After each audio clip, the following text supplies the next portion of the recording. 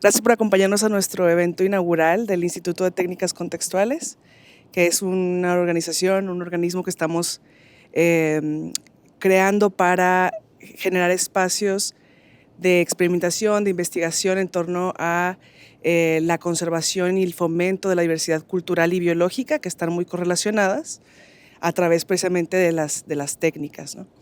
Este programa lo hacemos en torno a el patrimonio biocultural del Estado, en particular viendo el caso de Boca de Potrerillos, y pues tenemos, perdón, necesito ir por mi celular, la doctora Alma Vega, que nos va a hablar de las reflexiones epistémicas y ontológicas del entorno rupestre. Ella es arqueóloga por la ENA, la Escuela Nacional de Antropología e Historia, y es maestra en Filosofía, Ciencia y Valores por la Universidad del País Vasco y maestra en doctora en Filosofía de la Ciencia por la UNAM. Actualmente se desempeña como postdoctorante en el proyecto de Paisaje, Arte Rupestre y Ocupación de las Cuevas Prehistóricas del Valle de Oaxaca, como becaria del CONACYT.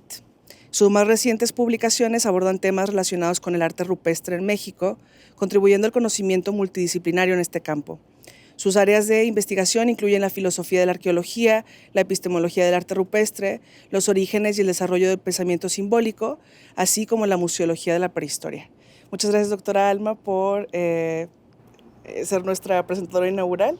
Pues, bueno, en vivo, porque ya tuvimos sí, a la doctora Pilar, el día de ayer, bueno, el día del miércoles, perdón. Los invitamos a que vean el video en YouTube y pues adelante, muchas gracias. Muchas gracias, Andrea. Muchas gracias a Andrea, Tania y a Eduardo por la invitación. Me gusta mucho que haya estas iniciativas fuera de las instituciones y de sus reglas, a veces que son como muy complicadas, ¿no? Entonces, el que haya un grupo de investigación y de divulgación que se interese por estos temas y llevarlo al público en general, y además con la facilidad del internet, de las redes sociales, pues está muy bien, porque llega a muchos lugares, ¿no? Entonces, pues me invitaron a hablar del tema biocultural y de pronto dije, a ver, espérenme, tema biocultural, pues sí lo trato, pero no tan frontalmente, ¿no? Pero me ayudó a reflexionar qué tanto hablo de lo biocultural y me sorprendí. Entonces les agradezco mucho que me hayan invitado a hablar de este tema porque pues develó una parte que no estaba viendo. Y además el tema biocultural dentro del arte rupestre, que es la línea que trabajo, pues con más gusto. Y bueno, el arte rupestre va a ser el pretexto para hablar de lo biocultural en este caso. Entonces, pues va a haber muchas imágenes de sitios rupestres, vamos a ir hablando de las cuestiones epistémicas, es decir, cómo construimos nuestro conocimiento sobre el pasado, en este caso, a través del arte rupestre, que el arte rupestre es una evidencia arqueológica única, es particular, la vamos a desentrañar un poco más. Y lo ontológico quiere decir aquello que vuelve algo único. O sea, ¿cuáles son las cualidades de algo para que ese algo sea ese algo? No es tan sencillo, ¿eh? Filosóficamente es muy complicado hablar de lo ontológico, pero sí puede uno ver así como unos atisbos, ¿no? Entonces, pues vamos a ver estos tres elementos, ¿no? La epistemología, la ontología, las relaciones bioculturales. ¿Qué es esta gran combinación de lo biológico y lo cultural a través del arte rupestre? El arte rupestre va a ser como quien nos va a llevar de la mano para hacer esta reflexión, ¿sí? Entonces, bueno, yo les recomiendo que cuando vayan a tratar un tema, a los que están atravesando por la vida académica, pues primero se planteen las preguntas, ¿no? ¿Cuáles son las problemáticas, las preguntas que tengo que abordar? ¿Cuáles son los objetivos? Para hacer como una especie de delimitación, porque pues es como para lanzar algunas anclas, ¿no? Que nos permitan u orientar la brújula, ¿no? Que nos diga por dónde vamos a ir. Entonces, las problemáticas que creo que hay en este tema es, primero, tratar de caracterizar estas dos dimensiones que son la naturaleza y la cultura. Pero eso ya de entrada es una problemática que no podemos abordar ni en 10 conferencias ni en 10 coloquios. O sea, hablar de qué es la naturaleza y qué es la cultura es demasiado amplio, demasiado complejo, pero lo que sí podemos hacer es ver cómo se implican una a otra, ¿no? Y cómo nosotros mismos, que somos una especie animal, mamíferos, homínidos, cómo estamos imbricados, o sea, cómo estamos completamente integrados entre el mundo biológico y el mundo cultural. De hecho, en el mundo ya no hay mundo natural. Todo el mundo ya está humanizado, culturalizado y simbolizado. Y eso se da simplemente con nuestra presencia, porque la presencia que nosotros tenemos en el mundo, vamos a suponer que vamos aquí a la Huasteca, ¿verdad?, a ver los paisajes. Nuestra presencia ya lo humaniza y nosotros decodificamos la Huasteca y esto de un modo humano. Entonces, no hay un mundo natural en realidad, ¿no? Simplemente nosotros, a la par que vamos caminando en el mundo, nos vamos revolviendo con el mundo, ¿no? Entonces, es una combinación inseparable. Por eso lo biocultural, de pronto me puse a pensar que lo obviamos, ¿no? Y a veces, como para no obviarlo, lo queremos separar. Otra vez decir, es que la naturaleza, los animales, la biología y la cultura, ¿no? Pues no se puede, en realidad, es inseparable. Y también epistémicamente, o sea, digamos, a nivel del conocimiento no se puede separar, filosóficamente menos. Y bueno, pues vamos a ver algunas de sus relaciones. Y también un objetivo que yo me puse en particular con esta charla es definir entorno rupestre, porque en el arte rupestre se habla mucho del paisaje, el paisaje rupestre, ¿no?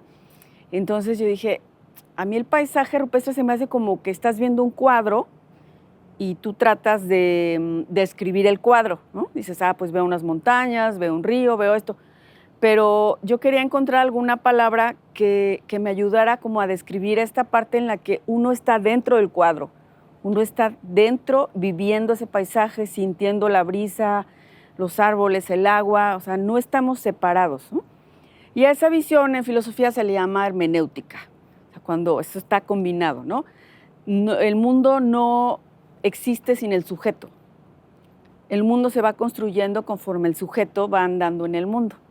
Entonces, es una visión hermenéutica, ¿no?, la que les voy a presentar. Y algunas nociones de las que estaré hablando así un poco, a lo mejor desordenadamente, son naturaleza y cultura. Insisto en que no voy a dar una definición porque es muy complejo. El paisaje humanizado, ¿no?, como ya les vengo comentando. El arte rupestre, de esa sí voy a dar una definición propia. Hay muchas definiciones del arte rupestre, hablaré un poco de ello, pero yo quiero aportar una definición, ¿no?, desde mi punto de vista, desde los estudios que yo he hecho, y la permanencia y trascendencia de la relación biocultural. Esto es muy importante, esto de la permanencia y trascendencia, ya lo veremos. Y esto obviamente es humano.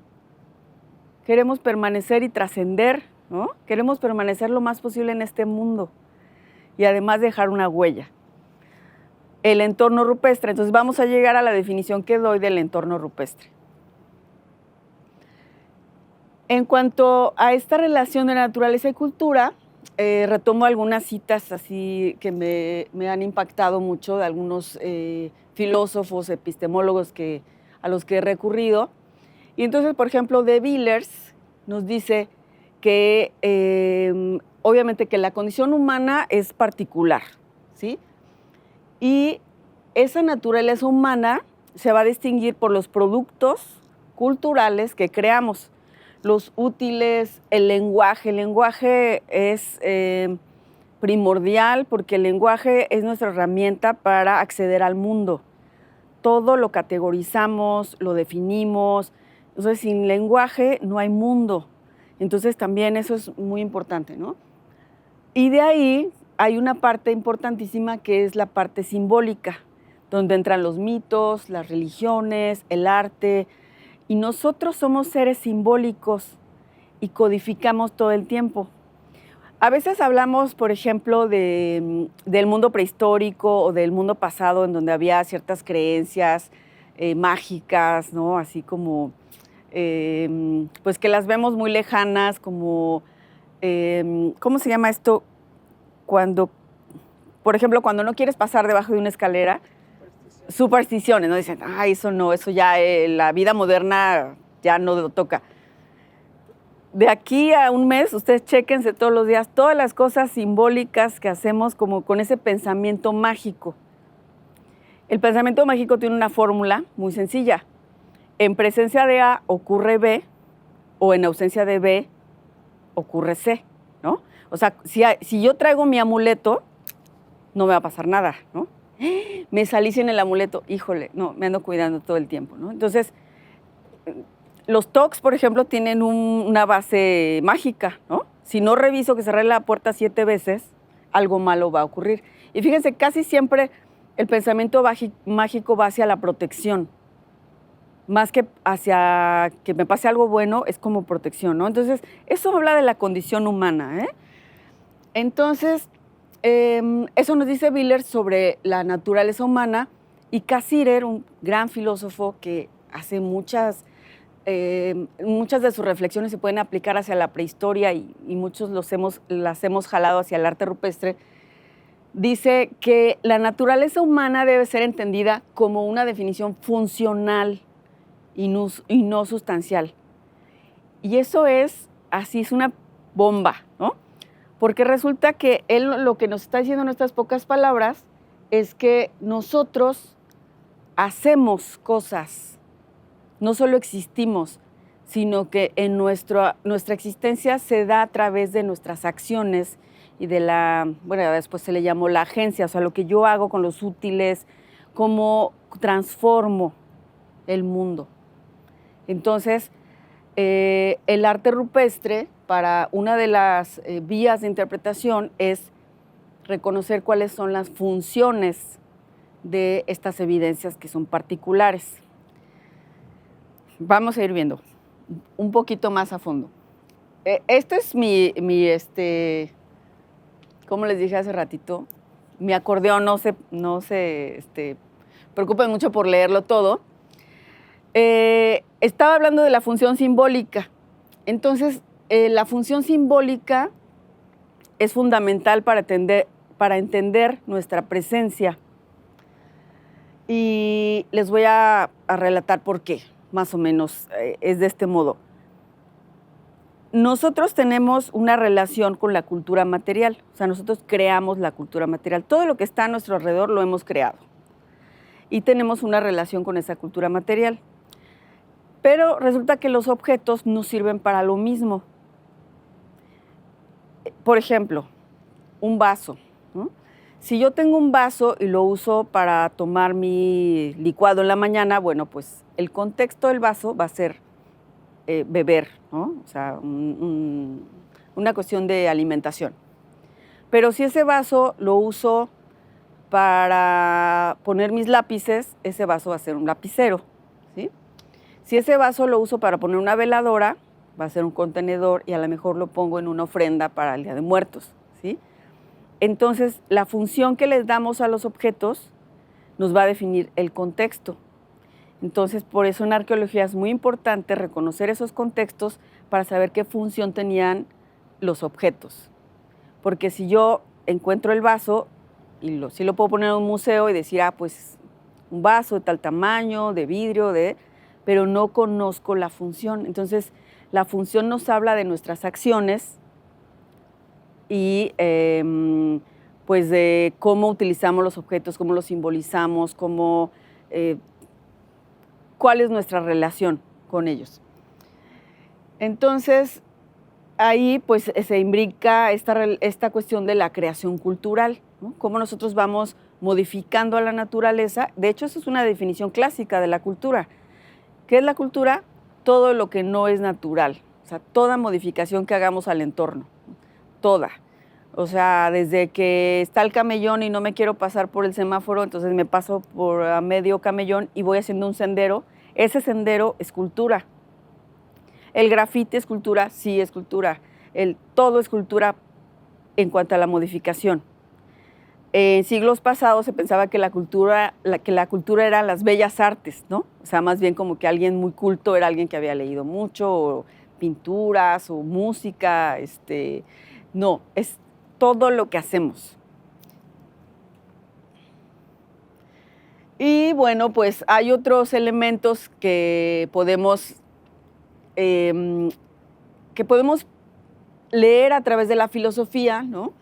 Que, bueno, pues eso es lo que yo hago, hacer filosofía de la arqueología, ¿no? O sea, ver cómo construimos el conocimiento del pasado, cuáles son las nociones que utilizamos para describir ese pasado y cómo se relacionan. Entonces, hay otra relación de la que nos habla Cassirer y que es esta de hombre-mundo, ¿no? Precisamente, o sea, cuál es nuestra función como entidades en el mundo. ¿Qué es lo que vamos a aportar o qué es lo que estamos haciendo? ¿Cómo construimos y cómo lo modificamos? ¿Cómo lo destruimos? ¿No? O sea, ¿cuál es toda esta relación? Y bueno, hay tareas de conexión, nos dice Cassirer, y del contexto de acción, ¿no? De esto que estamos hablando, de cómo nos relacionamos con la cultura material también. Y cómo lo codificamos, a veces incluso, aquí nos dice González, simbolización espiritual. Hay objetos que son símbolos, ¿no? A ver, ¿quién me dice un objeto que sea un símbolo? ¿Perdón? Una cruz, ¿no? Una cruz, o sea, no nada más no nada más son dos rectas perpendiculares, ¿no? Sino que hay muchísima información detrás, historia, códigos, etcétera, ¿no? Por ejemplo, un anillo de boda, ¿no? O sea, yo me puedo comprar un anillo, pero un anillo de boda tiene una carga simbólica en un contexto determinado, o sea, entonces utilizamos muchos códigos y muchos símbolos en el día a día, ¿no? Vayan revisando cuáles se acuerdan. Entonces, nos dice Cassirer, la característica sobresaliente y distintiva del hombre no es su naturaleza metafísica o física, sino su obra, ¿no? Entonces, un colega que se apellida Allende dice que para conocer al hombre hay que pasearse por sus obras, ¿no? Literal. Es como este programa que salía de que cuando la humanidad ya no exista o algo así, ¿no? Que hacían como una especie de modelo de qué pasaría si ya de pronto ya no hay humanidad, qué pasaría con las ciudades. Entonces, si llegara alguien de otro lugar y de otro tiempo y viera, o sea, nos conocería a través de nuestras obras, ¿no? Por ejemplo, esta ciudad, que yo tenía 24 años que no venía, pues tiene un discurso, ¿no? O sea, por lo menos la parte del centro, la parte que uno visita turísticamente, pues tiene todo un discurso que es biocultural, ¿no? Y bueno, en el arte rupestre hay muchos elementos que se tienen que tomar en cuenta para estudiarlo. Entonces, pues podríamos hablar, por ejemplo, de las técnicas, ¿no?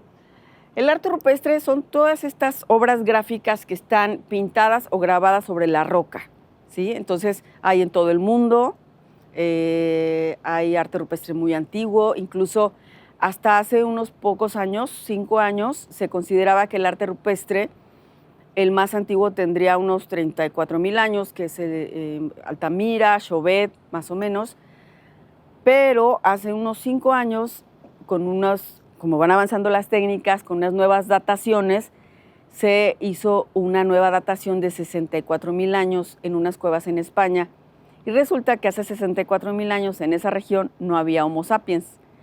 Quiere decir que los que pintaban eran los neandertales. Entonces eso fue un cisma en la paleoantropología mundial, ¿no? Porque la visión que se tenía de Neandertal era pues de un unos seres muy simiescos, así como que apenas sobrevivían, obviamente no con las características ni las habilidades cognitivas, menos artísticas del Homo sapiens, y además el antropocentrismo, ¿no? Como la especie, la cúspide de la evolución, o sea, sesgos evolutivos muy tremendos. Y entonces, cuando ya se dan estos nuevos fechamientos, pues hay dimes y diretes ahí entre los investigadores, pero ya hay fechamientos antiguos. Incluso en América hay fechamientos que pues están en debate porque siempre hay confrontaciones, ¿no?, entre los grupos académicos, pero hay fechamientos muy antiguos en Sudamérica. Entonces, eso contradice la hipótesis de que el poblamiento fue por el norte, ¿no? Entonces, desde hace unos 10 años, en la paleoantropología y en el arte rupestre se han cambiado mucho las cosas porque con estas innovaciones de las técnicas también se han encontrado otras especies de homínidos y se ha demostrado que hubo hibridación. Entonces, nosotros no somos una especie única, somos una combinación entre neandertales, sapiens, denisovanos y otras especies. Entonces, esta cuestión del antropocentrismo ya no tiene lugar. Y bueno, es una época muy emocionante para la paleoantropología y para el arte rupestre mundial. Cada mes o cada 15 días hay nuevos descubrimientos.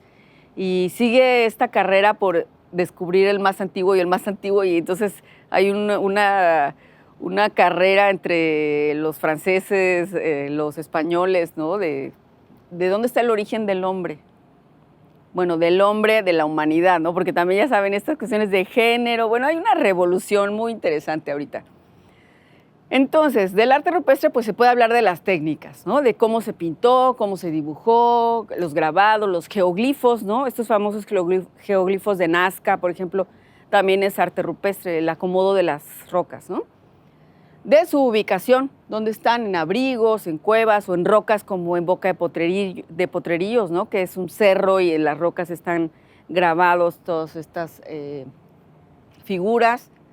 De su temporalidad, pues que si es paleolítico, inferior, superior, si es gravetiense, si es magdaleniense, si es más atrás, ¿no? Aquí en México, pues si es prehispánico, si es de la época de contacto, si es colonial. Entonces, se puede saber qué tan antiguo es, ya sea por fechamientos directos, o sea, hay que raspar un poco del material y llevar a un laboratorio, o por otras técnicas, ¿no? Entre otras, pues las mismas figuras. O sea, si en la figura hay un jinete con un caballo, obviamente eso no es prehispánico, ¿no? Sino que ya es posterior. Y aquí la lista ya no la seguí, pero en cuanto a su función, es casi inagotable. ¿Por qué se pintaba, o para qué se pintaba o se grababa en las rocas?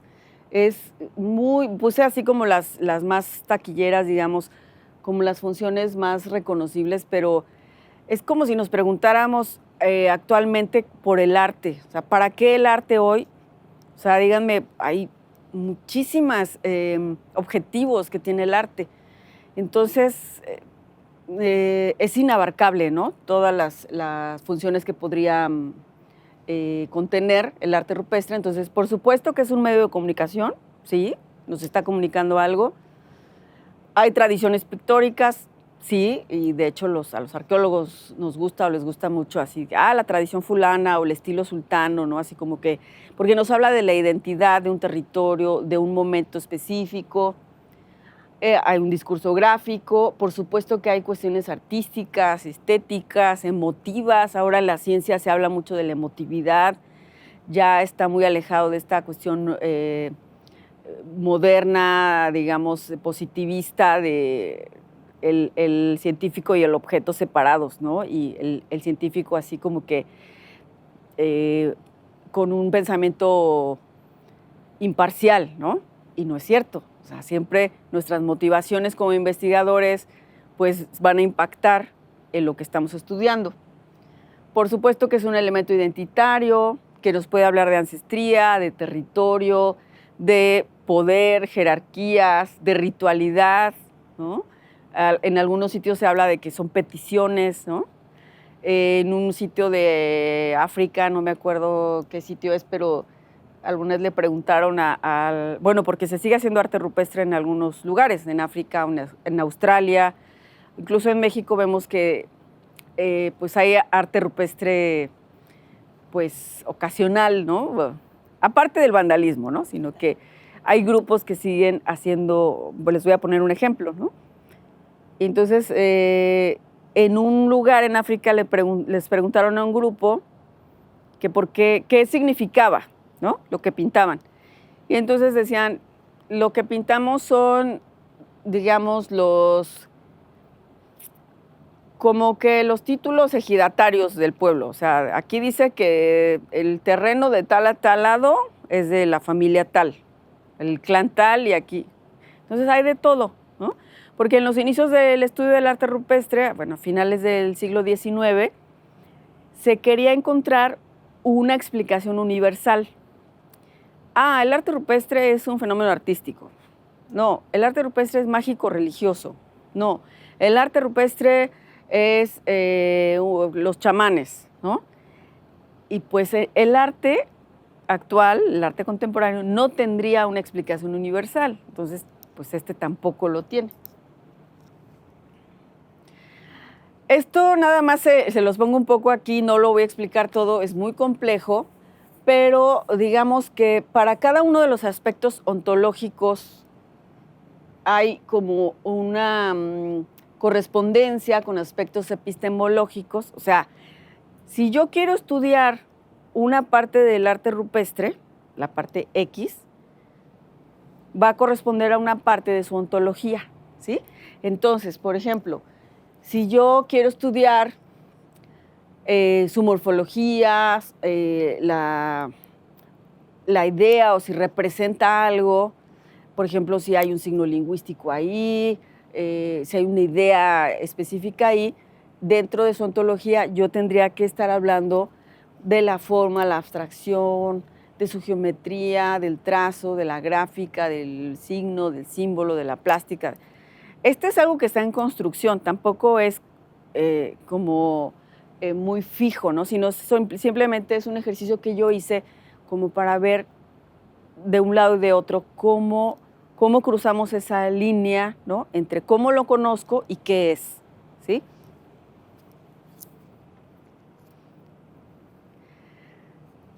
México es un territorio rupestre. No sé si ustedes conozcan sitios rupestres, hayan ido a algún lugar, ya sea en México o en otro país, y hayan ido a un lugar donde haya pinturas o grabados en las rocas. ¿Alguien conoce algún sitio? ¿Sí? Oaxaca. ¿En Oaxaca? Mucho Sí. en Oaxaca. Y aquí en Monterrey, pues, Uh-huh. hay lugares también. Sí. ¿Boca de Potrerillos han ido? Sí. Bueno, pues México tiene arte rupestre en todos los estados, ciudades, en todas las... y en el mundo, ¿eh? O sea, el arte rupestre es un fenómeno homínido, no humano, homínido. Es un fenómeno mundial que comenzó por lo menos hace 64,000 años.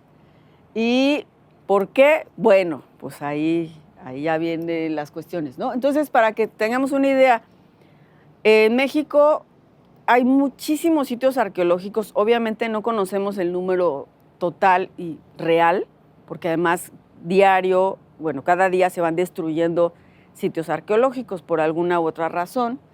La principal por el crecimiento de las ciudades.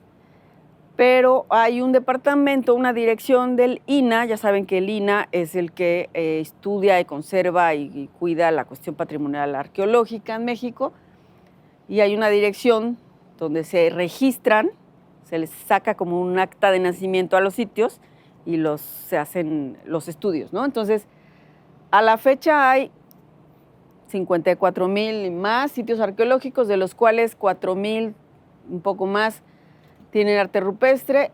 El 60% está en el norte, pero no quiere decir que no haya hasta Yucatán, en todos lados, ¿eh? Estas son imágenes de zonas de motivos rupestres más o menos acomodados para cada estado, para que se den una idea.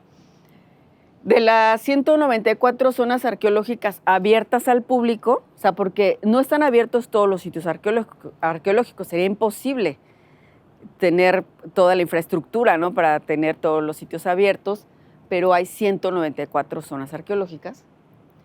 De esas, 57 tienen arte rupestre. Y la más reciente, digamos, que se abrió al público fue Arroyo Seco en Guanajuato, que cuando puedan ir es una zona increíble y además, digamos que la propuesta museográfica y todo el recorrido está a la vanguardia, ¿no?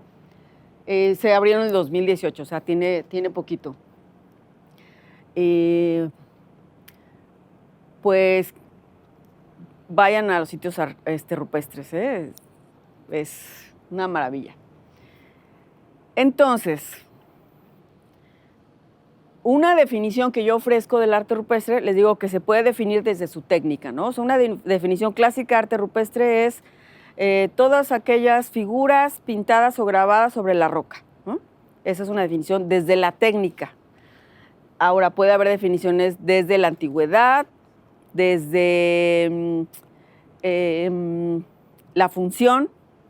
Entonces, para mí el arte rupestre es una creación y expresión que surge de una necesidad creativa y simbólica, y su motivación e intencionalidad es la de trascender en tiempo y espacio. O sea, mi definición está desde cuál es la intención. Y entonces yo creo que cuando alguien pintaba sobre la roca o grababa una roca, sabes que va a durar muchos años. Entonces yo quiero dejar un legado, quiero trascender, que parte de mi pensamiento y mi emotividad perdure. Entonces hay una intencionalidad de trascendencia ahí en tiempo y espacio, ¿no? Ese es un sitio que se llama Las Manitas, en Tamaulipas. Y él es Ramón Viñas, es un rupestrólogo top, ¿no?, en el mundo, español, y que ha dado muchos años clases en la ENA. Y esta frase él la repite mucho. Yo le hice alguna vez una entrevista y la repite mucho y la tiene en algunos artículos, y me gusta porque él dice que cuando vamos a un museo, tú entras al museo y ves en las vitrinas pues las ollas, ¿no?, las puntas de proyectil o los objetos. Tú te preguntas, ay, ¿para qué habrá servido esta olla? ¿Para qué habrá servido este metate o este objeto? Dice, pero cuando vemos arte rupestre, la pregunta natural es ¿qué significa? O sea, la función es significar. Por eso el arte rupestre es una evidencia arqueológica diferente a una olla, a un metate, ¿no? El arte rupestre es una evidencia, ahorita le voy a poner objeto, pero entre comillas, es un objeto codificado. Entonces, por eso es tan particular.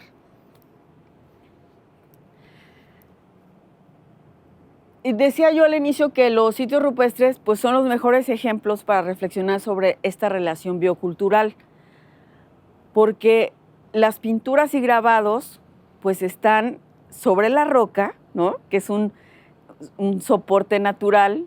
Están el arte rupestre desde los años 60 del siglo pasado, se ha propuesto que la ubicación de las figuras no es arbitraria, sino que había una elección del lugar donde se iba a pintar o grabar. Eso lo propone Leroy Gurán y Lamine Imperaire, ¿no? O sea, dicen, la ubicación no es arbitraria, ¿no? O sea, incluso dentro de las cuevas, en el panel, así les llamamos, ¿no? O sea, en la pared de roca, yo voy a pintar un ciervo, por ejemplo, pero voy a elegir, o sea, hay un diálogo con la roca, voy a elegir dónde lo voy a pintar. Y el ejemplo icónico es Altamira. Altamira es el primer sitio con arte rupestre que se estudia en el mundo desde el mundo académico. O sea, no es que antes no se conociera, o sea, la gente conoce los sitios como cuando uno va a algún pueblo que te dicen, ah, sí, en aquel cerro hay monitos, ¿no? O en aquel cerro hay figuras, ¿no?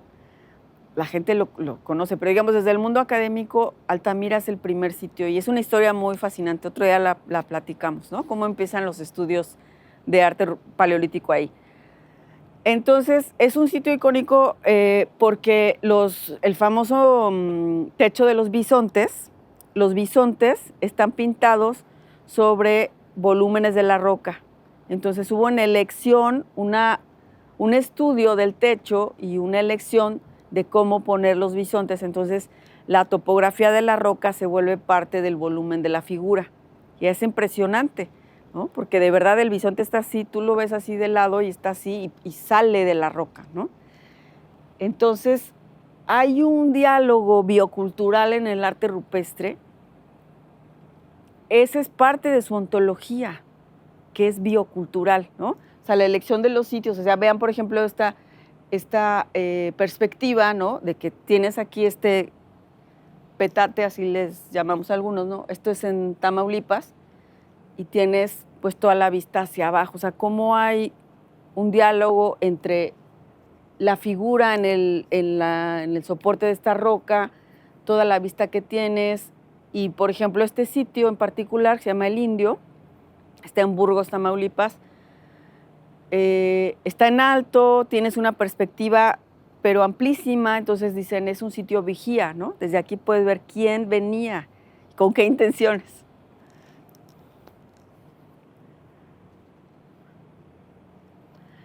Este es uno de los más recientes que hemos investigado en San Luis Potosí. Nosotros llegamos mi esposo que está ahí atrás pasando las diapositivas, a San Luis Potosí hace 6 años y antes de ese momento, pues la investigación del arte rupestre en San Luis Potosí estaba detenida desde hace décadas. Entonces ya se reactivó con la llegada de Víctor y de otros colegas. Y te encuentras sitios tan impresionantes como este, ¿no? Entonces, la geomorfología de este lugar de por sí ya es impresionante, ¿no? Este es un cauce de un río, ¿no? O sea, el agua ha hecho estas formas, más todos los plegamientos de las capas de rocas. Es un lugar impresionante. Entonces, estos son los lugares en donde uno luego dice, hay que buscar porque aquí ha de haber arte rupestre, ¿no? Son como imanes, ¿no? Entonces, este compañero que está ahí se llama Antonio Sánchez. No habíamos visto nada en realidad, o sea, habíamos apenas llegado al lugar y se puso a buscar y efectivamente, pues empezamos a ver que sí había pintura rupestre. Esta se les llama cruz con altar, pues ya es obviamente de postcolonial, ¿no? O sea, es mucho más reciente, pero de todos modos se ve que hay estas tradiciones de pintar en ciertos lugares, ¿no? Y por ejemplo las cruces, hablando de las cruces, que hace rato lo mencionamos acá, pues nos da una idea, porque aquí sí, como ya conocemos más el código de la cruz, podemos pensar que, ¿dónde se ponen las cruces? Por ejemplo, bueno, en las iglesias, obviamente, pero en las casas, ¿no? ¿Cuál es la intención de la cruz? Además de recordar, pues, el sacrificio de Jesucristo. Proteger, ¿no? Así como de, en un lugar donde se aparecía un fantasma, un muerto, el hombre sin cabeza, luego poner un altar, una cruz, ¿no? Entonces, pues por ahí vamos viendo esa función, ¿no? Y resultó que había más, aquí nada más puse una, porque falta de espacio, pero ¿como cuántos motivos había, te acuerdas, amor? 7. Había una, depende cómo la veas, si era una W o una M, ¿no? Abajo, ¿no? Esa estaba acá abajo, como abajo de alguna de estas partes.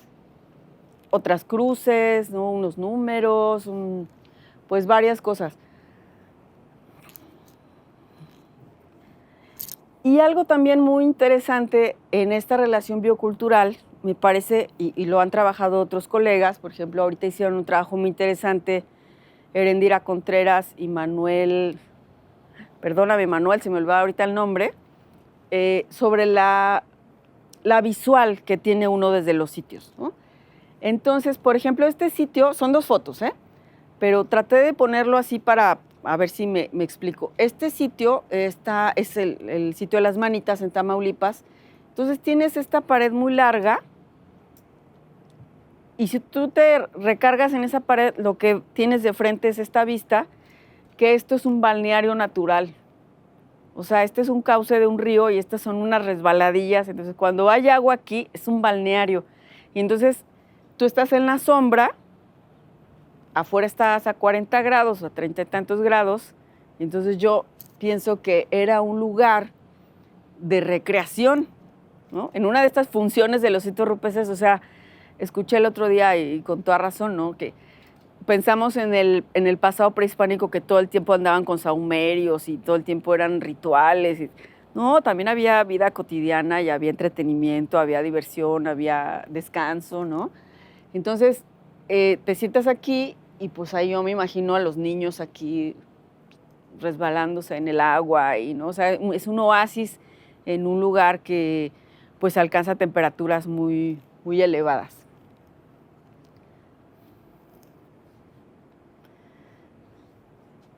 El arte rupestre casi siempre lo encontramos, o es más común que lo encontremos en cuevas y abrigos. En México no hay tantas cuevas kársticas, por ejemplo, como las grutas de García, ¿no? No sé si en las grutas de García hay arte rupestre, ¿eh? No las conozco, no he leído al respecto, ¿no? Pero bueno, en Europa sí, en todas las cuevas kársticas casi siempre están adentro, ¿no? Pero en México son más en abrigos, o sea, pequeñas o muy breves, ¿cómo se llama? O sea, que va hacia adentro, como, pues sí, como recovecos de la roca, pero de todos modos te da una sensación de estar dentro, ¿no? Dentro de la roca. Hay unas que son un poquito más profundas. Hay una sensación del adentro y el afuera. Entonces hay un discurso también ahí visual, hay una integración con el espacio rocoso, hay un discurso, ¿no? de yo, o sea, cómo me integro en la roca, cómo hablo con la roca, y yo digo, ¿dónde voy a colocar qué figura?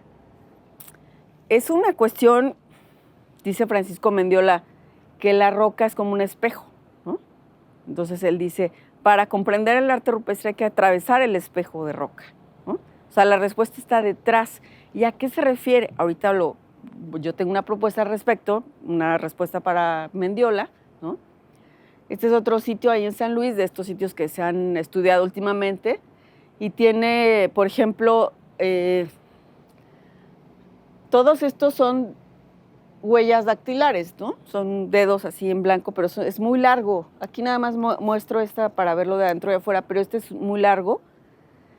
¿Y qué significan? Pues no sabemos, ¿no? Hay una propuesta de que sean conteos, ¿no?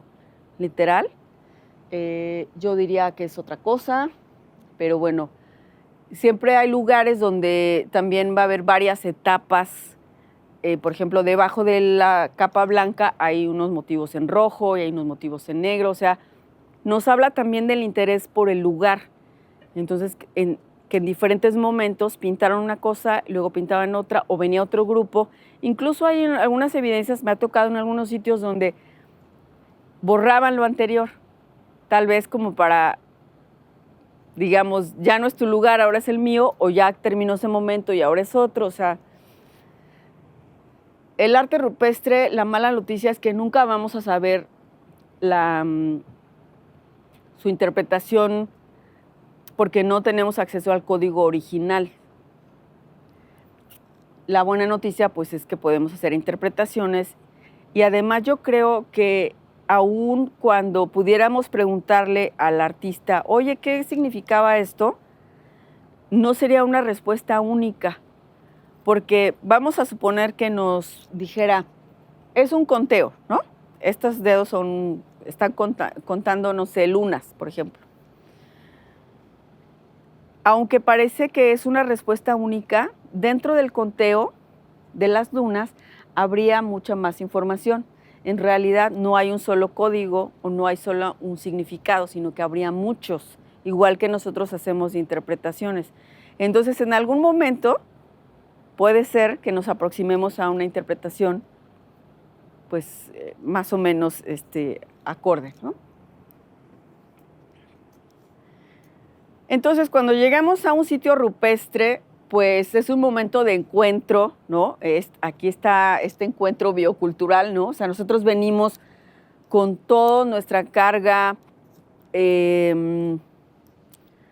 personal, académica, institucional, de creencias, o sea, somos individuos simbólicos que venimos con toda una historia y todo un conocimiento y nos vamos a enfrentar a un lugar que también tiene muchas cuestiones de conocimiento, de tradición, de creencias.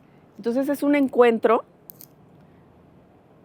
es una colisión, ¿no? Cuando vamos a una zona arqueológica, cuando vamos a un sitio, porque hay mucho, ya no están las personas que lo crearon, que lo modificaron, que lo vivieron o que lo sufrieron, dependiendo, pero va a haber una colisión de todo esto.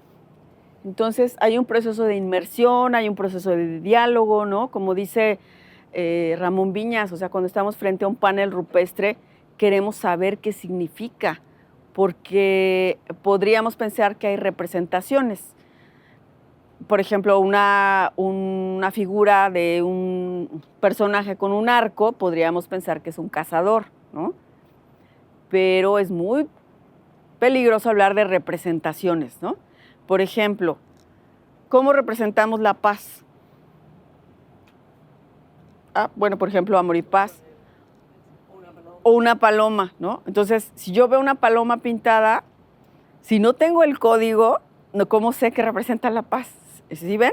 Entonces, aunque sea, por ejemplo, es que es un bisonte, pero ¿sabemos lo que querían decir con el bisonte? ¿No? Y claro que también es un encuentro de distancias, o sea, hay una cierta distancia que en algunos momentos se va a acortar o se va a ampliar, y de tiempos también.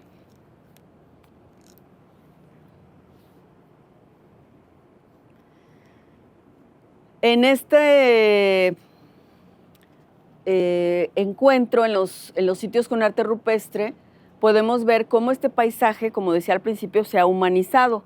Entonces hay elementos muy claros, ¿no? Por ejemplo, esta formación rocosa, ¿no? Ahí en el sitio de Arroyo Seco le llaman el Guardián. Entonces, hay una serie de hipótesis que ha trabajado Carlos Viramontes, que es quien ha trabajado este sitio Arroyo Seco, donde habla de cómo hay una corporización de las rocas, ¿no? Cómo algunos elementos rocosos se pueden ver como personas, ¿no? Y en muchos lugares en México conocemos historias, ¿no? De que en el cerro tal es el cerro de las comadres, ¿no? Porque había dos señoras que tal, y entonces ahí se quedaron las formas de las comadres, de las compadres o de tal, ¿no? Entonces hay una humanización del paisaje, una humanización de la roca, y este paisaje, que también ahora yo le llamo entorno, pues está humanizado, culturalizado y simbolizado. Y pues se habla, por ejemplo, ¿no? No nada más desde las interpretaciones académicas, sino desde pues cuando uno va y pregunta a la gente que vive ahí, que ha crecido ahí, qué es lo que saben de ese lugar, pues se habla de ancestros, de espíritus, de guardianes como vigilantes, o de deidades o de demonios, de personas, de gigantes, hay una serie de personajes que se convierten en piedra, ¿no? Y de la piedra vuelven digamos, a tomar forma, tomar vida, ¿no?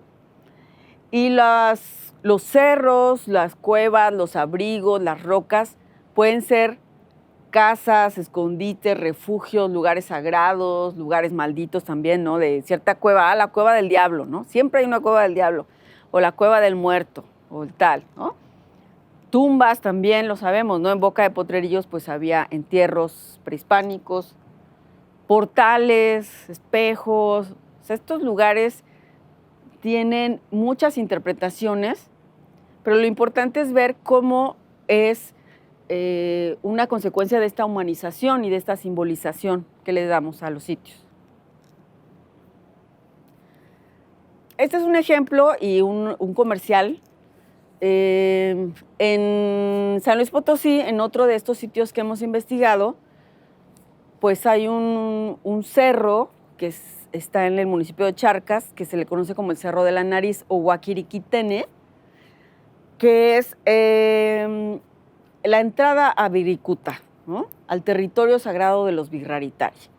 Entonces, los mal llamados huicholes, ¿no? Que hacen sus recorridos, ¿no? Desde Durango, Jalisco, Nayarit, pasan por aquí y hay dos cerros, está el Cerro de la Nariz y el Cerro de los Pames, que hacen esto, entonces pasan por aquí y es la entrada al territorio sagrado, ¿no? Ya saben que hay una lucha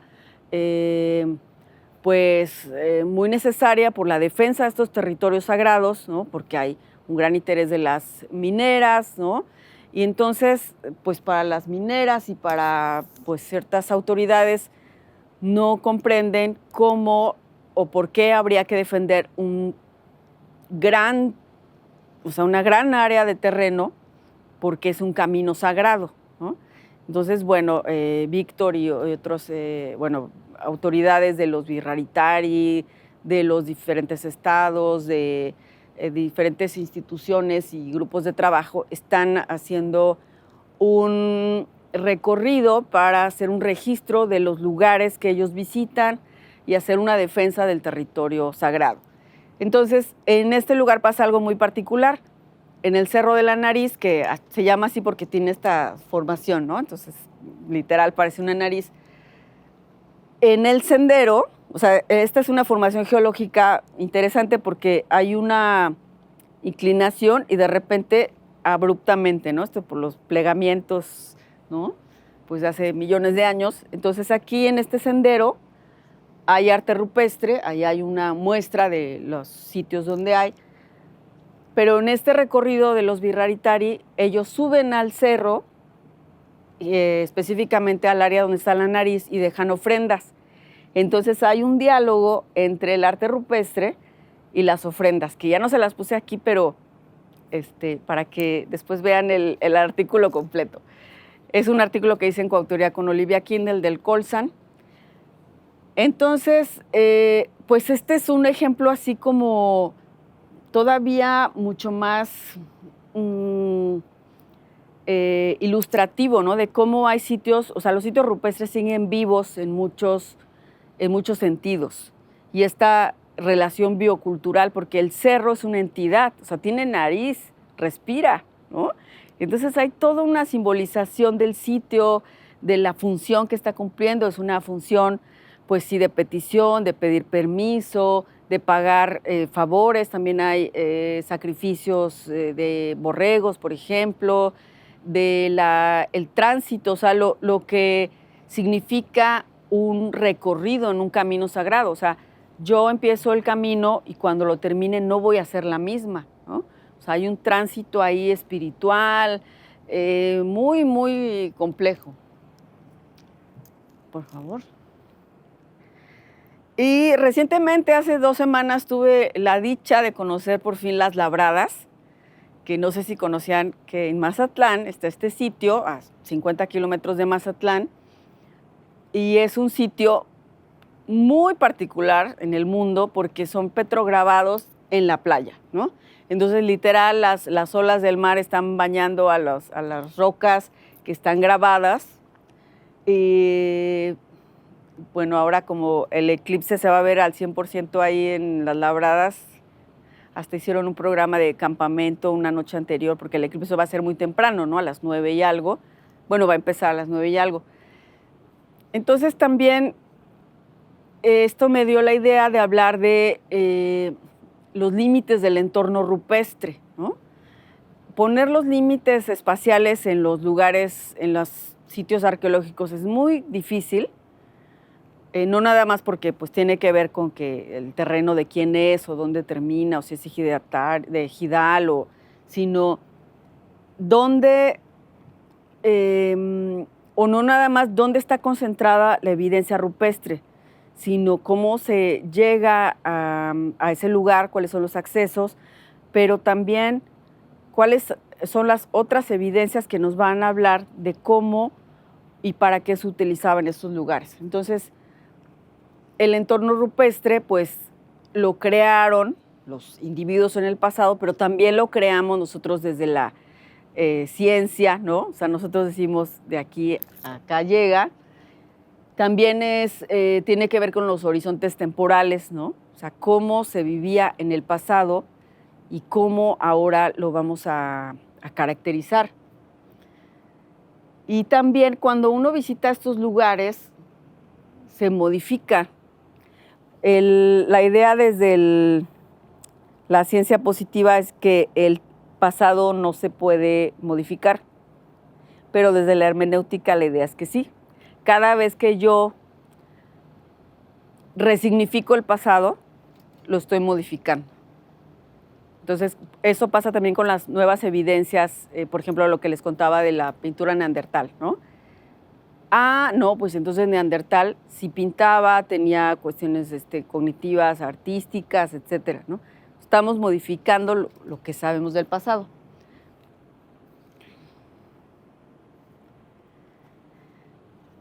Y con este ejemplo me gustaría hablar un poco más sobre la espacialización, o mejor dicho, como en este diálogo de el espacio rupestre, o sea, la roca y la figura, ¿no? Entonces aquí también hay una cuestión que nos toca hablar ahorita, que es un triángulo que yo le llamé en una tesis, el triángulo de la interpretación. Entonces, tenemos la obra rupestre, tenemos al intérprete, que al principio yo le puse el observador, pero no puede ser un observador nada más porque no es imparcial, por esta carga que siempre traemos, ¿no? Entonces, en realidad, siempre estamos interpretando el mundo. No solo lo observamos, sino que lo interpretamos. Entonces, el intérprete, la obra,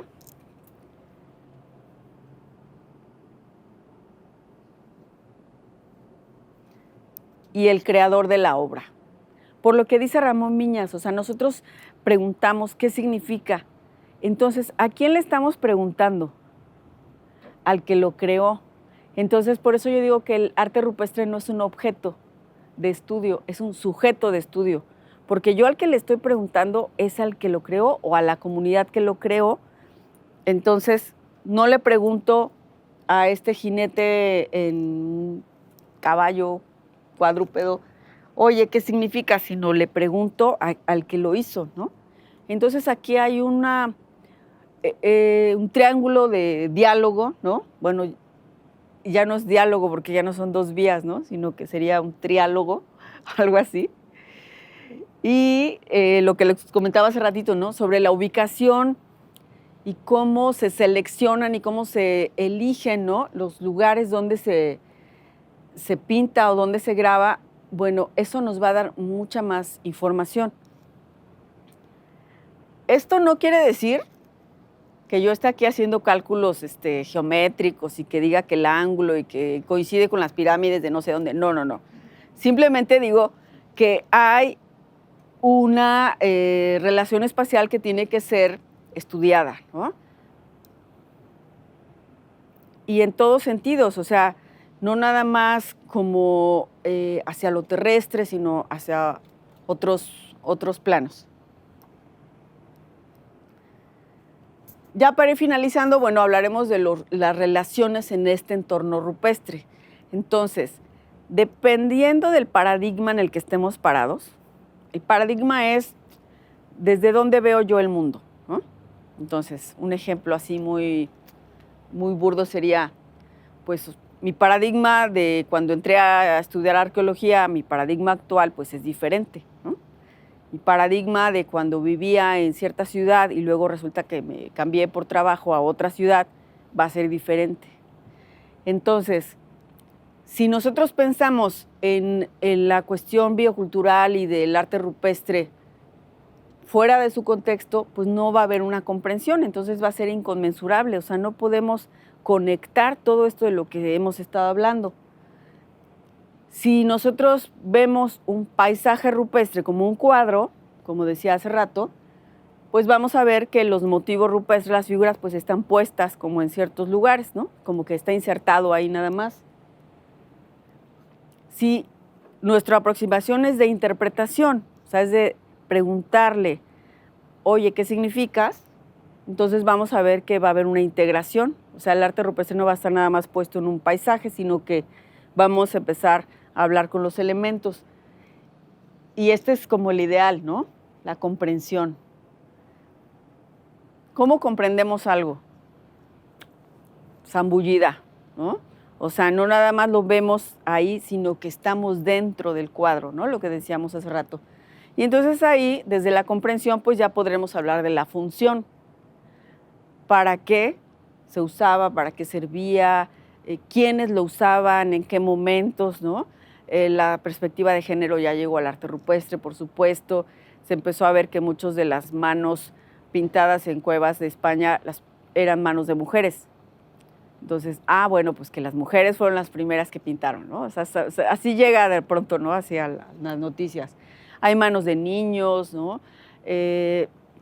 Depende del paradigma, va a ser la respuesta que yo tenga, ¿no?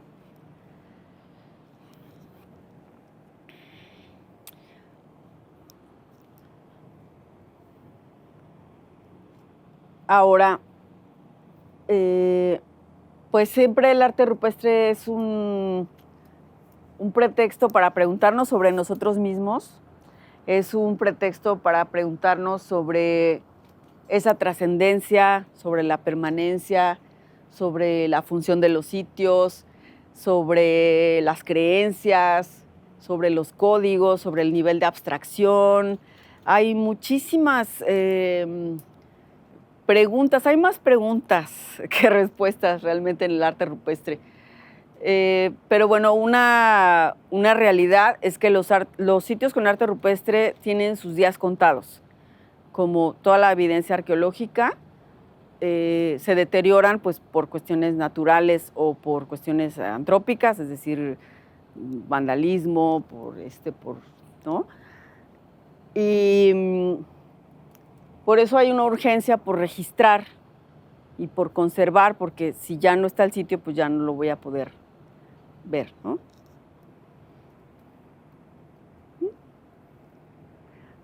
¿Le puedes ir dando, por favor? Estas son fotos que sacamos ayer en el equinoccio de primavera, ¿no? Nos levantamos muy tempranito para estar en el sitio ahí a las 6 de la mañana y pues ustedes pueden ver la diferencia de colores en la roca, en el cielo, ¿no? En la vegetación, o sea, a eso me refiero con la comprensión, o sea, tiene uno que ir al sitio, vivirlo, experimentarlo, si hace frío, si hace calor, la lluvia, por ejemplo, cuando llueve, pues cambian todos los colores y pues en un momento así particular, ¿no? del calendario, pues ver si sucede o no sucede algo, porque en algunos sitios arqueológicos se ha visto que hay referencias arqueoastronómicas, ¿no? No en todos, ¿no? Pero bueno, este es Boca de Potrerillos, que pues es uno de los sitios que tiene más petrograbados en el mundo. Tenían hasta el momento, nos dijo Mariano Suárez, el custodio, 4,000 registrados, pero hay más, es que es inabarcable, es casi imposible, ¿no? Y bueno, también aquí hay problemas de vandalismo, incluso se han llevado rocas completas, llega gente en camionetón y se llevan las rocas, ¿no? Es complicado. Y bueno, pues el nivel de abstracción que tenemos en sitios es, o sea, si yo veo un caballo con un jinete, pues parece ser que podría representar eso, ¿no? Pero este nivel de abstracción con las figuras geométricas, pues todavía está más complicado. Entonces, pues hay que hacer muchas relaciones etnográficas, hay otras herramientas, ¿no?, a las que uno tiene que acceder. Ese es otro ejemplo de los de ayer, con otra luz, ¿no? Y pues los petrograbados son, en este caso de Boca de Potrerillos, pues en realidad si ustedes ven, o sea, lo que tiene la roca es que tiene una capa que le llamamos pátina, que es muy oscura, y entonces al retirar la pátina, pues se queda expuesta la roca, digamos, interna, y por eso se logra ese efecto, ¿no? Y para cerrar, bueno, pues, ¿con qué lenguaje podríamos aproximarnos a los sitios rupestres, ¿no? Decíamos que tenemos acceso al mundo, pues, con el lenguaje en general, ¿no? Categorizamos, ponemos conceptos y nombres a las cosas, ¿no? Y los numeramos también. Siempre que hablamos de algo, o hablamos en singular o en plural, o sea, estamos todo el tiempo conceptualizando nuestro entorno. Y bueno, pues hay muchos lenguajes con los que nos podemos aproximar al arte rupestre. Nos podemos aproximar con un lenguaje muy técnico, con números, ¿no? Hacemos muchas cuantificaciones desde la arqueología, cuestiones estadísticas, pero también nos podemos aproximar desde la estética, desde la poesía, desde la emoción, desde las creencias, desde las leyendas, los mitos, ¿no? Entonces, bueno, yo creo que usar todos. Y la relación biocultural, como decía, pues es una mezcla que no se puede separar, ni se debe separar. Y aquí es donde viene el problema, o donde viene nuestra responsabilidad. Si nosotros, la naturaleza puede sobrevivir, pero nosotros no podemos sobrevivir sin la naturaleza. Entonces, tenemos las de perder, con la cuestión del cambio climático, del antropoceno, que geológicamente, bueno, el planeta tiene diferentes capas, ¿no?, de diferentes momentos, y nosotros ahorita hemos creado una capa tal de residuos, basura, que ya es una capa geológica, es decir, que aunque nosotros ya no estemos, esa capa va a persistir, que es toda la basura, sobre todo el plástico que hemos acumulado, es una capa geológica.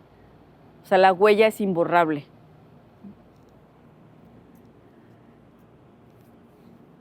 La relación biocultural, pues, es un tema ontológico y epistémico fundamental para todas las ciencias, ya sean ciencias exactas, sociales, humanidades. O sea, no nada más es una cuestión de la ecología, o no nada más es una cuestión, pues, de la antropología, ¿no?, sino que es, ¿cómo se dice?, cuando algo atraviesa, se me fue la palabra, pero bueno, a todas las ciencias, a todas las disciplinas, a todas las materias, está ahí lo biocultural, ¿no? A cualquiera, aunque hablemos de la ciencia más, digamos, abstracta, ¿no?, incluso con las matemáticas, ¿no? Y la humanidad trazó sus senderos sobre el desarrollo de esta relación biocultural, ¿no? O sea, nosotros somos resultados de una relación biocultural. No somos nada más de un lado, ¿no? Como digo, nosotros no podemos sobrevivir sin esta parte natural. Y el arte rupestre es un fenómeno biocultural. El arte rupestre no sería lo que es si no estuviera inserto en un entorno natural. Y esto es lo que hace tan significativos a los sitios, ¿no? Cómo hay esta elección de la cueva o de la piedra o del abrigo, y está puesto ahí un código, ¿no? Algo que proviene de la cuestión intencionalmente simbólica del homínido. Entonces, esta reflexión a la que me invitaron a hacer, pues me ayuda a llegar a esta conclusión, ¿no? Y finalmente, pues les dije, ¿verdad? Les prometí que iba a dar una definición de entorno rupestre. Entonces, el entorno rupestre yo propongo que es el resultado de la comprensión biocultural por el individuo, ¿no? O sea, el individuo va a comprender esta relación biocultural en el que se logra una fusión de horizontes temporales y en el que se entabla un diálogo con el sujeto rupestre y su obra.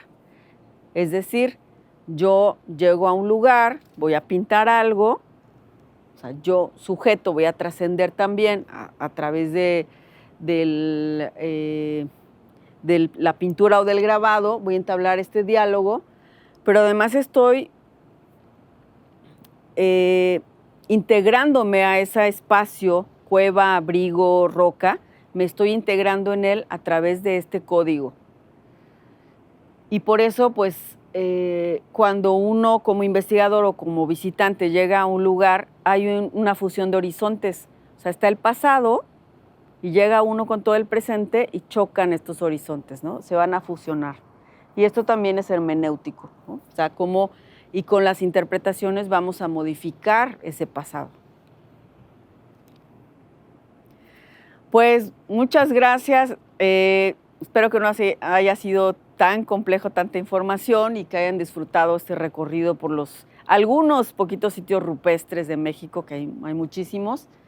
Y bueno, pues les quiero agradecer nuevamente a Tania, Andrea y Eduardo, ¿no? Del Instituto de Técnicas Contextuales, que me hayan invitado para inaugurar pues estos encuentros. Esperemos que haya más, que les vaya muy bien, tengan mucha promoción, mucho éxito en esta iniciativa, que repito, tiene que haber más iniciativas fuera de las grandes instituciones.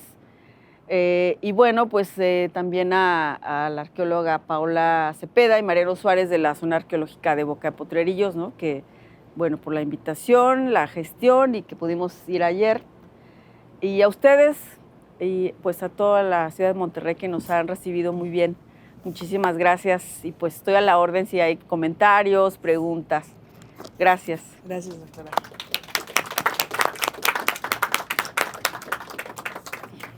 Muchas gracias, doctora Alma. Antes de intervenir yo, me gustaría saber si alguien tiene alguna pregunta, algún comentario. Nos encantaría escucharlos. Te paso ¿Alguna el micrófono. anécdota rupestre? Anécdota, lo que gusten. Si puedes, para grabar. Hola, mucho gusto. Hola. La verdad, súper interesante la charla que nos acabas de dar. Se me hace súper interesante esta relación entre la biología y la cultura, que de pronto parecieran ser dos disciplinas como muy alejadas, pero en realidad, como dices, somos seres culturales y también somos seres naturales, y de pronto pues esta como relación tan simbiótica que se logra de pronto es muy ignorada, ¿no?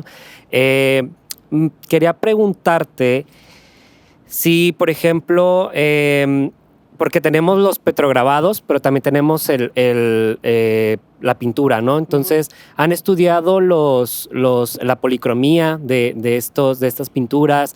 Si se ha hecho a base de algunas plantas o de pigmentos, minerales.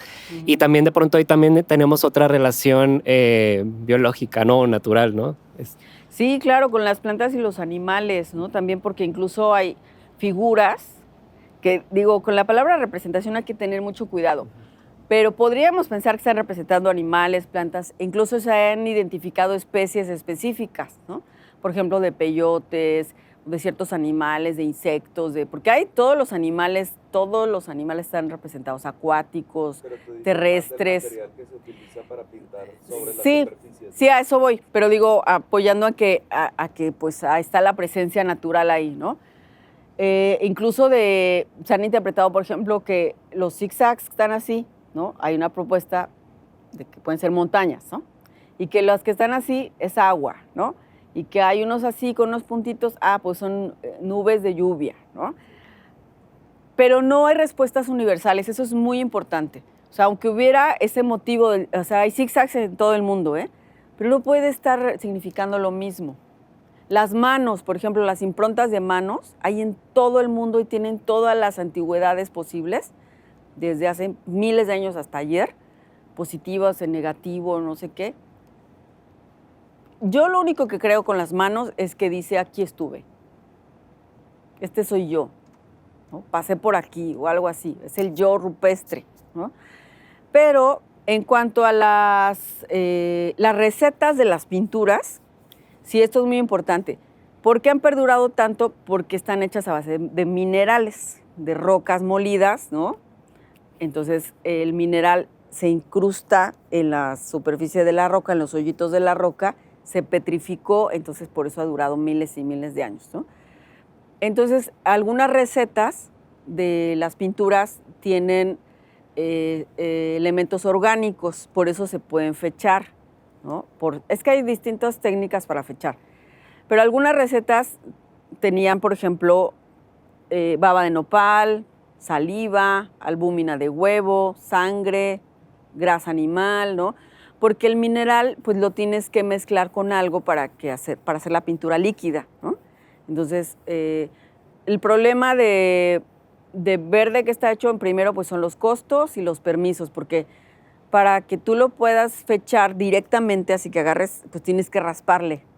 Entonces es un deterioro, ¿no? Entonces, en algunos lugares, pues se busca, de cuenta que si está la pintura y hubo un escurrimiento, pues el escurrimiento, ¿no? Pero hay otras técnicas de fechamiento para no quitar un poco, ¿no? De eso. Uh-huh. Y las que están hechas con puro carbón, pues si es carbón vegetal, pues se puede fechar también por carbono 14, aunque ahora se usan otros estudios.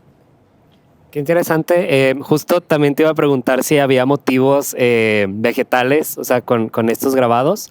Uh-huh. Y también, pues, se me hace esto que mencionas de la documentación antes de que desaparezcan estos espacios, muy importante por el tema también de la trascendencia, no solamente para que quede el registro, sino que de pronto esto puede inspirar a otras personas a crear, no sé, arte a partir de esto, ¿no? O sea, creo que es súper importante. Sí, el tema de la conservación del arte rupestre a nivel mundial tiene, o sea, está el cronómetro va ya, rapidísimo, ¿eh? Las cuevas paleolíticas más grandes, la mayoría están cerradas por temas de conservación, pero además, como se cometieron muchos errores al inicio de la investigación, o sea, el siglo pasado, las cuevas tienen microclimas, son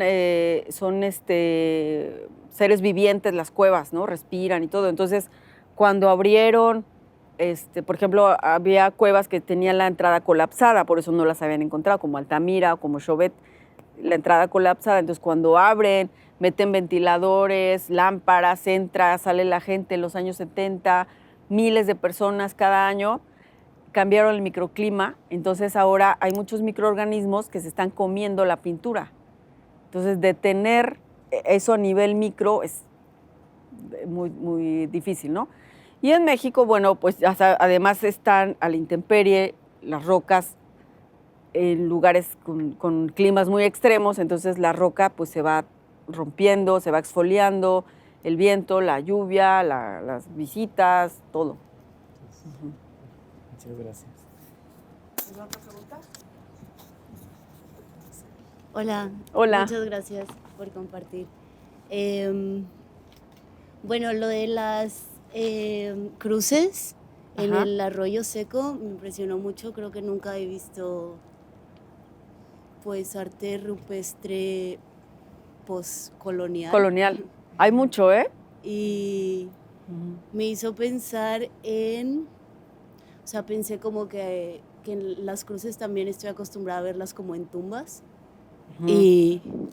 perdón. Es que pensé que era un micrófono. Bueno, no, está grabando. Y pensé que no jalaba. Ok. ¿Qué iba a decir? Me hizo pensar en tipo cuando ponen altares para que no haya delincuencia. Sí. Y pensé como, ¿qué tal si mucho arte rupestre era para eso, no? Sí, sí, esa puede ser una de las muchas respuestas, ¿no?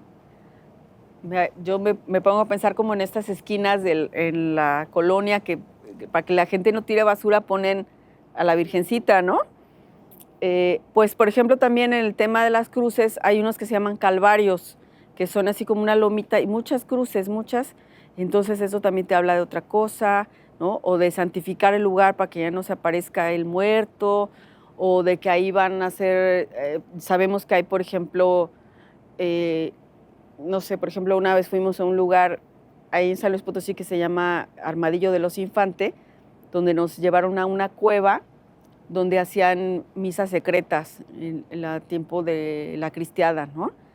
Entonces ahí pues, tenían todo el altar y todo esto. Sí, por eso yo insisto en que no hay respuestas universales. Ese fue el error, digamos, inicial de la interpretación del arte rupestre. Querer decir todo se responde por algo. No. Y otra Sí. cosa que Sí. me quedé reflexionando sobre... Ay, si te puedes acercar. Ay, perdón. Sí.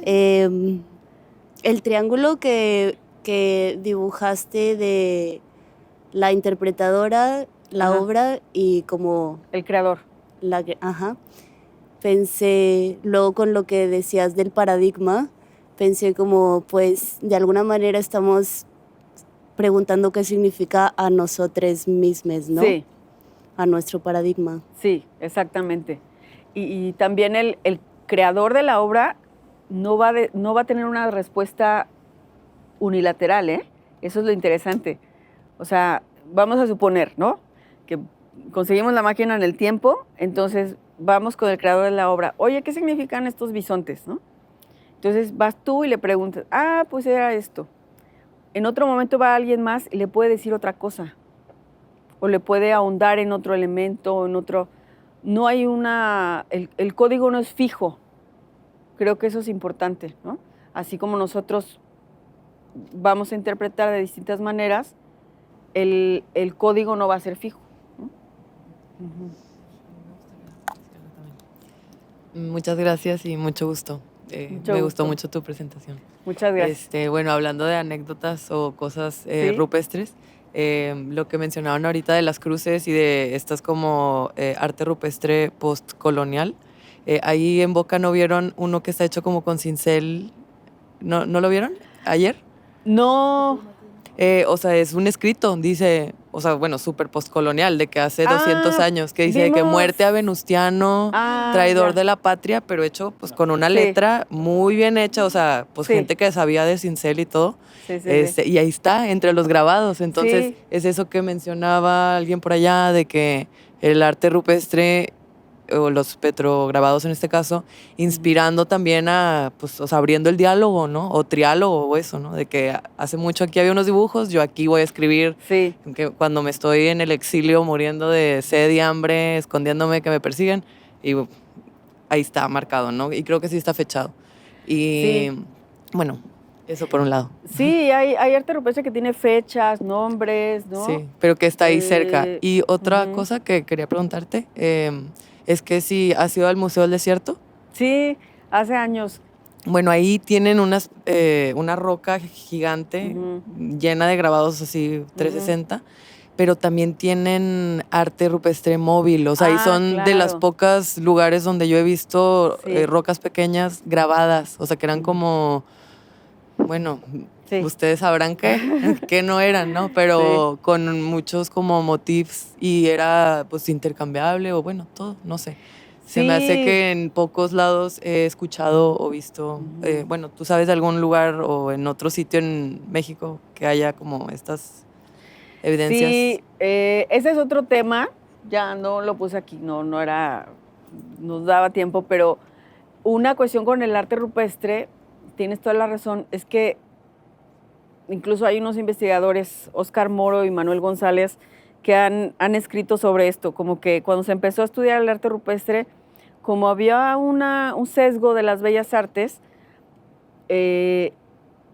hubo una división entre el arte parietal, o sea, lo que estaba en las paredes, en los techos de las cuevas, y el arte mobiliar. Entonces hubo una separación como de estos bellas artes y estos artesanía. Entonces ellos hablan de esta como sesgo epistémico también, pero hay arte mobiliar en muchos lugares, en México también, y en el arte paleolítico y todo, o sea, de piezas pequeñas E incluso el arte paleolítico, cuando se encuentra Altamira, los académicos del momento, Amílcar Teljac, dicen, no, eso no puede ser antiguo. Pero es que es una historia muy triste, ¿no? Cuando Marcelino Sanz de Sautola encuentra la cueva, bueno, la encuentra a su hija, pero encuentra la cueva, va y le dice a Cartelhac, oye, es que encontré esto y esto es paleolítico. Marcelino sí sabía que era paleolítico. Y qué igualada, Sanz de Sautola. Era paleolítico porque era un hombre ilustrado, no era un académico, pero conocía de animales, de plantas, era un botánico de la zona, etcétera. Y era un aficionado a la geología, sabía. Entonces Cartelhac le dice no. Pero muere Sanz de Sautola y años después en Francia empiezan a encontrar muchas cuevas paleolíticas con animales extintos. Entonces ya años después, en el 902, Sautola muere en el 88, ¿no?, del siglo pasado. Le dice, Cartelhac escribe una carta, bueno, en un discurso que da, que se conoce como el mea culpa de un escéptico, ¿no? Y le pide disculpas, pues, a post-mortem a Sautola, de que pues, él tenía razón. Y mucho del arte mobiliar también tenía estos animales grabados, por ejemplo, en plaquetas de hueso o de piedra. Y entonces este arte mobiliar lo encuentran en las excavaciones en estratos paleolíticos. Por eso dicen es paleolítico, ¿no? Porque no había fechamientos como ya este siglo, ¿no? Entonces el arte mobiliar es el que le da ¿cómo se dice? Cuando ya dices que sí es válido, pues. Como lo asegura. Sí, exacto, al arte parietal, ¿no? Es muy interesante esa parte de la historia de cómo se empiezan a estudiar el arte rupestre. Hay una película que la actúa Antonio Banderas, que se llama Altamira. Entonces tratan un poco, bueno, ahí la tratan más, una historia de amor y así, pero tratan un poco también pues cómo encuentra a Sautola, Banderas la hace de Sautola, ¿no? La cueva y todo, entonces ahí la pueden ver, Altamira se llama. Gracias. Sí, gracias a ti. ¿Alguien más tiene alguna pregunta o comentario? En la parte que mencionabas del lenguaje y de cómo es la percepción de cómo ven al mundo, más en la parte de representación, me da curiosidad como el nombrar, o sea, a este estudio como arte rupestre. ¿Es posible analizarlo de otra forma también como documentalista o algo así? O sí está, o sea, entiendo por qué puede ser analizado como arte, pero también será posible que en el futuro lo podamos ver de otra forma y descubrir otras cosas. Sí. Para agregar a esa pregunta, a mí también me llamó la atención. Sí. Dices lo de que hay ciertas manifestaciones rupestres que designan cosas muy prácticas como este terreno va de aquí a aquí. Sí, bueno, acabas de tocar una fibra muy sensible de la arqueología, que es la denominación de arte rupestre, ¿no? Incluso a nivel institucional, bueno, resulta que en el 82, una arqueóloga que se llama Leticia González Arratia, que está en Coahuila, ¿verdad? Centro INA Coahuila, escribió un artículo muy interesante donde dijo, no hay que llamarle arte, porque pues, no sabemos si era arte y no. Vamos a llamarle manifestaciones gráfico-rupestres. Entonces, de ahí, del 82, resulta que el INA retoma esta frase e incluso en las cédulas que uno llena para la descripción, dice manifestaciones gráfico-rupestres. Entonces hay un debate nacional que todavía está un poquito vigente, aunque ya decimos, ya hay que dejarlo de lado, ¿no? De los que le llamamos arte rupestre y los que le llaman manifestaciones gráfico-rupestres.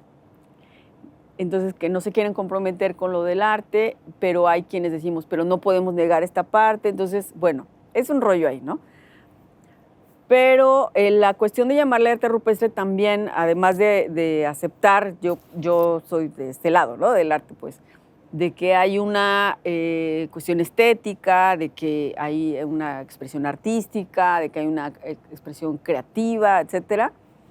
Es una convención internacional, porque todo el mundo le llama rock art, Entonces, si tú le llamas manifestaciones gráfico-rupestres, pues, traducido hacia otros idiomas es como, ¿qué es eso, no? Entonces quedas un poco fuera de la cancha de juego y de los coloquios y todo, ¿no?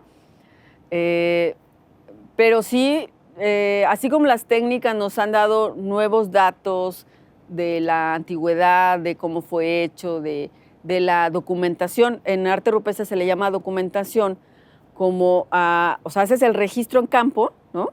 Fotos, cédulas, todo, fotogrametría, LIDAR y ahora todas estas cosas súper novedosas, que a los de cierta edad, pues ay, tenemos que estar así de la vanguardia porque ustedes pues, lo manejan rapidísimo, ¿no? Y luego todos los productos que tú tomaste en campo los manipulas digitalmente, que los filtros de stretch y que para ver, por ejemplo, aquí, esto, se dan cuenta, no metí nada de esas cosas técnicas porque la discusión iba por otro lado, ¿no? Pero con el de-stretch, tú le mueves los filtros y pueden salir figuras que no ves a simple vista, ¿no? Entonces, esto fue wow, ¿no? Cuando lo inventó John Harman.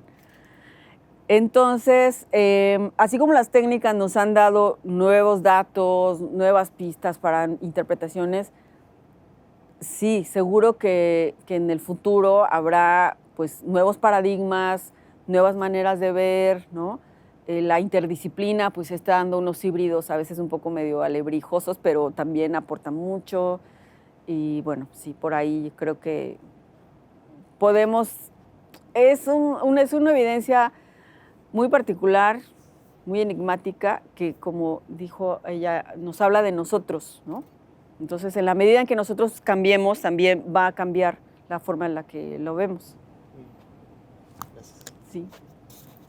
Pues muchas gracias a la doctora Alma. Una presentación muy interesante y muy importante. A mí nada más quiero cerrar comentando que me resulta bastante grato que tengamos este tema como tema inaugural, porque precisamente esta correspondencia entre lo epistémico y lo ontológico, entre el sentido, en el sentido simbólico y el sentido en el sentido espacial, es como el fundamento que articula nuestra experiencia humana y nuestro impacto en el mundo, ¿no? Y que es algo que es para nosotros pues la misión más general del Instituto de Técnicas Contextuales.